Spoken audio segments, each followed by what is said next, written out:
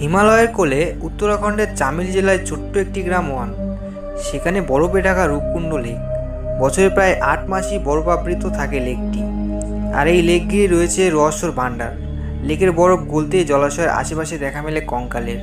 সমুদ্রপৃষ্ঠ থেকে 16,499 ফুট উঁচুতে অবস্থিত এই লেকের জলে এত কঙ্কাল কিভাবে এলো?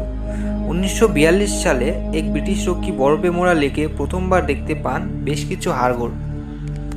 গরমে বরফ গলতে শুরু করলে হাড়গোড় ও কঙ্কালের পরিমাণ বাড়তে থাকে। প্রাথমিকভাবে ব্রিটিশদের ধারণা হয় 1942 সালে দ্বিতীয় বিশ্বযুদ্ধের সময় নির্ঘাত জাপানিরা এই পথে ভারতে প্রবেশ করতে শুরু করেছিলেন। সেই সময় তারা পথ হারিয়ে ফেলেন এবং কোনোভাবে দুর্ঘটনায় মারা যান।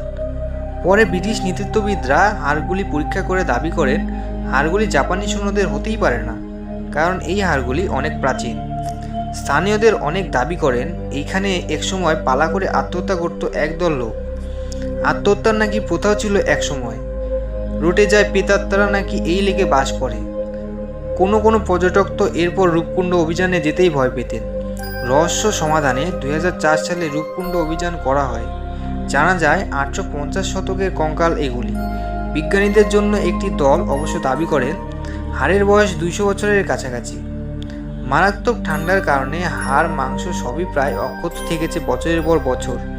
কিছু কঙ্কালের গায়ে মাংস লেগে থাকার কারণেই প্রথমে এই কঙ্কালগুলির বয়স বোঝা যায়নি। এদের মধ্যে দুটি দলকে শনাক্ত করেন বিজ্ঞানীরা।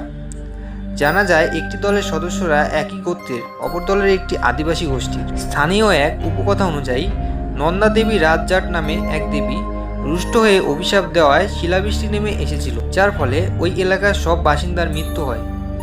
এই কঙ্কালগুলি তাদেরই। অন্য এক উপকথা অনুযায়ী যশোদ্দল নামে এক রাজার অন্তঃসত্ত্বা রানীর গর্ভস্থল ভ্রূণ পড়ে গিয়েছিল রূপকুণ্ডে। সেই আত্মাই নাকি পর্যটকদের আক্রমণ করে মেরে ফেলত। সেই মৃত পর্যটকদের কঙ্কাল এগুলি। এমনই অনেক নানা রকম কথা ছড়িয়ে ছিটিয়ে আছে। ফ্রেন্ড, আরও এরকম মজাদার ভিডিও পেতে চ্যানেলটি সাবস্ক্রাইব করে আমাদের পাশে থাকুন।